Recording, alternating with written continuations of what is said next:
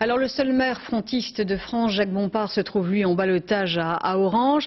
Cette fois-ci, Jacques Bompard s'est présenté sans étiquette, mais il a été devancé d'1 point par Thierry Mariani, le député UMP sortant de la 4e circonscription du Vaucluse. En fait, 3 hommes se trouvent ici dans un mouchoir de poche. Lionel Cotu, Benoît Véran.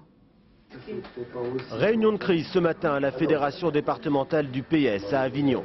Analyse des résultats du scrutin et quelle marche à suivre pour les différents candidats du PS, en particulier celle de Jean-Pierre Lambertin, arrivé 3e, loin derrière Thierry Mariani, le candidat UMP, et Jacques Bompard, le maire FN d'Orange, au coude à coude.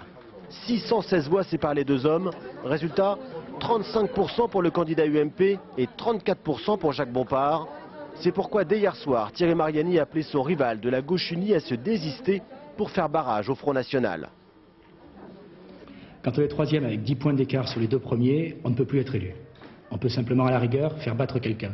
Si le Parti socialiste maintient son candidat, c'est très clairement ici pour faire chuter le député que je suis.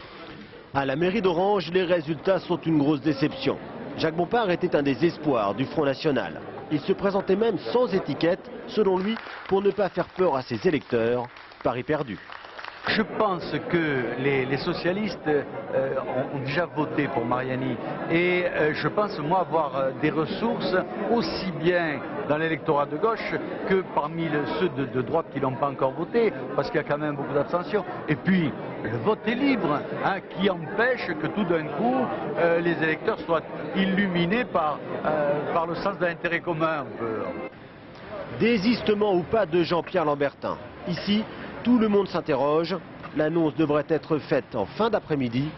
Le duel Mariani-Bompard dimanche prochain devrait permettre au député sortant de retrouver son siège, à condition que les électeurs de gauche acceptent une fois de plus de voter à droite.